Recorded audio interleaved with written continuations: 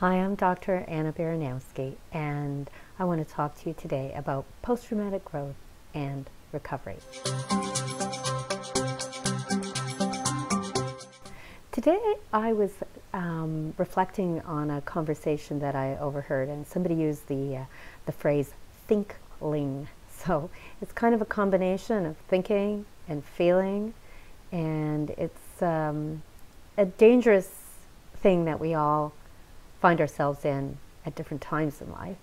So it's like you're having thoughts that generate feelings, and then you really, really believe what you're thinking, feeling, ThinkLIng. Okay. So for example, you might wake up at 3 o'clock in the morning and feel a sense of dread. And then you might not really know what that feeling is about. And instead of really just honoring and leaning into that feeling, you might go on a hunting expedition to make sense of, what is this feeling about? So you don't want to just let yourself feel the feeling and be accepting of it. So you might remember a time when, you felt that you failed at something, or maybe things didn't go your way. And because we really live in a logic culture, it makes us kind of feel reassured in a certain way. Oh yeah, I'm justified to feel this way. And then we kind of make a whole story out of it. So not explaining it sometimes leaves us with a sense of like raw dread, fear, or distress. But the reality is a lot of that is driven by a sense of turning away from, rejecting our own inner world, our inner feelings, and kind of stiffening around our own experience. So then we are really left with a kind of a spiraling effect, emotion that gets higher and higher and tighter and more uncomfortable. But what about just the simple raw emotion? So as an experiment, you can turn toward the raw sensation, really in its original form, and free yourself up rather than stiffening and kind of repelling yourself away or suppressing from, simple raw emotions, sadness, fear. So what we want to do is actually create some space for compassion, acceptance, just simple space. So how do you do that? Well, the next time you notice yourself slipping into a place where emotion is just coming to the surface and you're living with it, and you might already have made a story about it, just notice.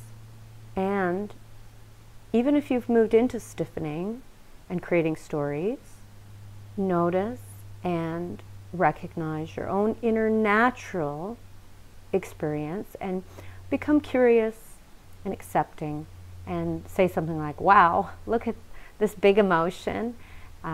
It's really inside of me. This is really me. This is my emotion. And I am going to choose to accept my own big emotion.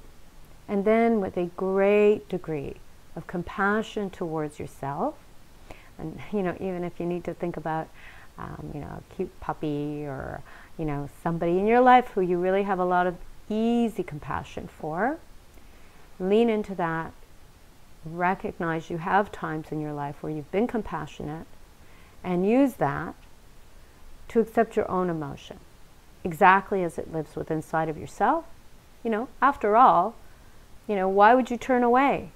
Who are you really turning away from? You're turning away from you.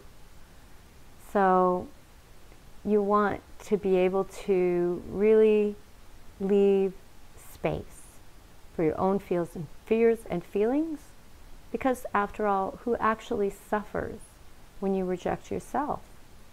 And why would you do that to yourself? Probably you've had moments where you've wondered why other people are rejecting, or why other people are not kind towards you, and yet sometimes if you really reflect, you might notice that truly you are not kind to yourself. And so this is a way to actually lean in and correct that a little bit. So instead, with great compassion and acceptance, notice and accept and breathe into the place where emotion lives.